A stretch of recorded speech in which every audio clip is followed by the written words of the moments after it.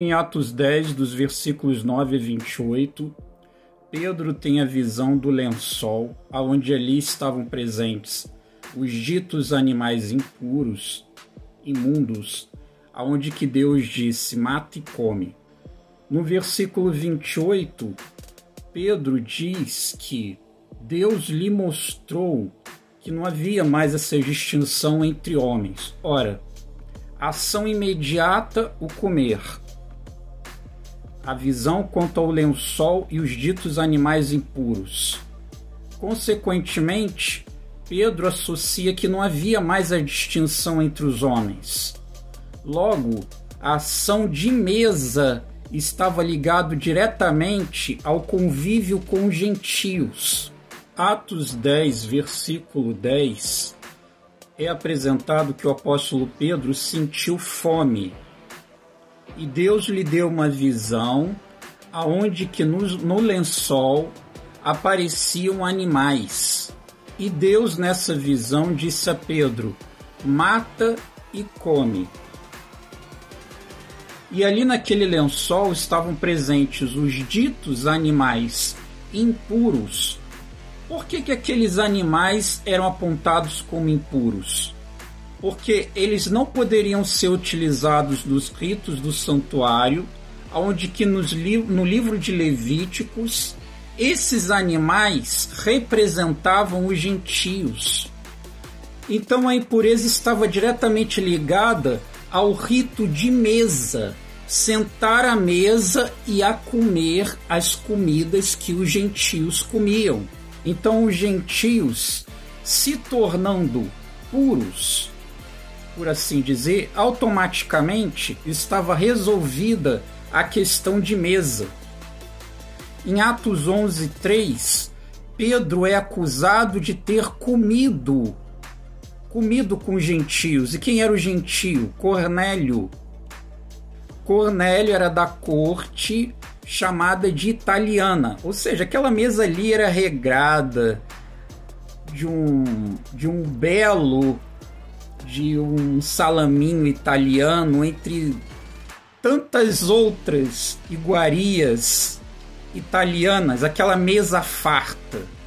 Então, dentro da cultura daqueles povos, dos povos gentios, ao se receber a visita, automaticamente se convidava a pessoa para estar com elas a comer na mesa.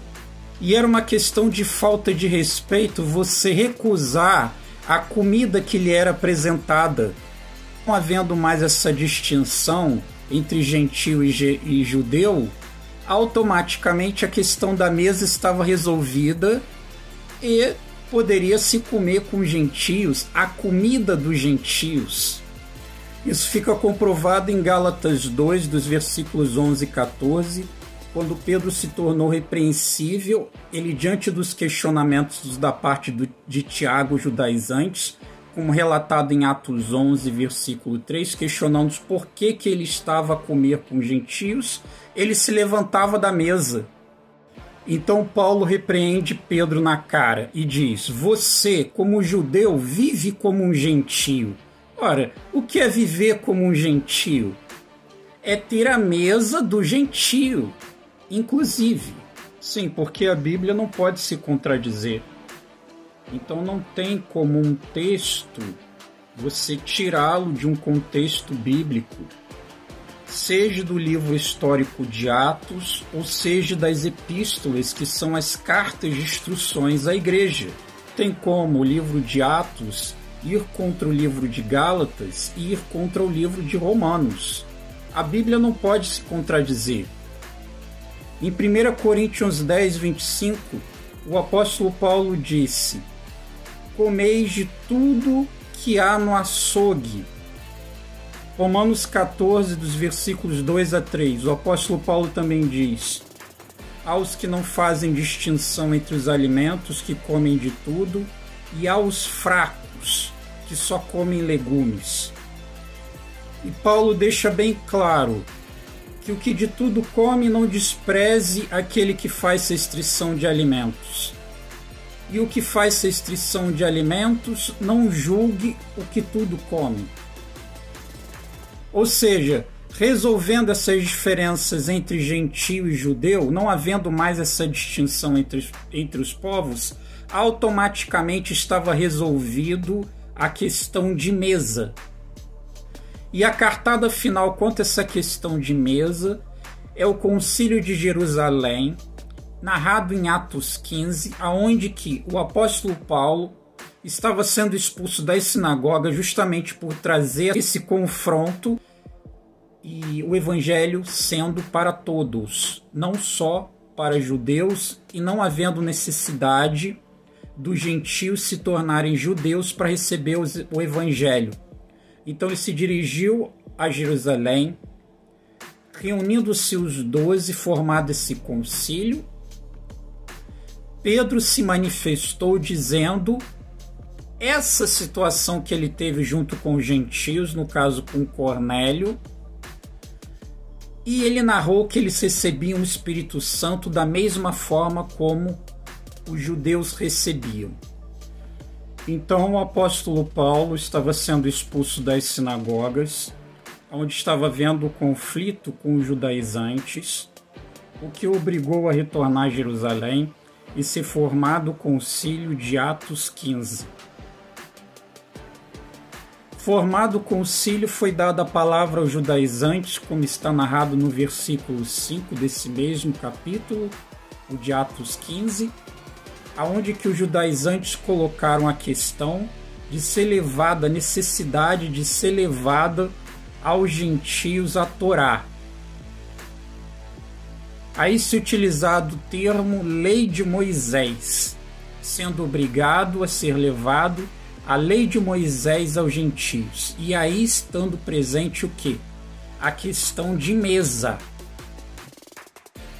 Prova disso é que durante a exposição de Tiago, diante dos testemunhos de Pedro, que foi levado o evangelho à família gentílicas, à família de Cornélio, não se houve ali a necessidade da abstenção e eles recebiam o Espírito Santo.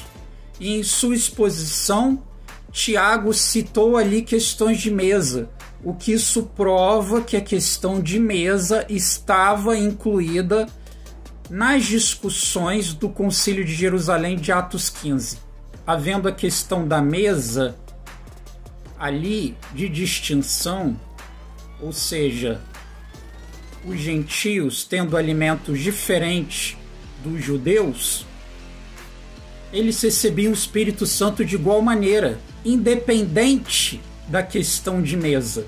Em Atos 15, versículo 20, aonde que ele narra a situação de mesa, abster do alimento sufocado, da carne e do sangue. Então é como se Tiago tivesse dito assim: podem se sentar à mesa com os gentios e comer da comida dos gentios. Só deixem de comer essas coisas aqui. Eu recomendo que pelo menos essas coisas aqui vocês evitem comer.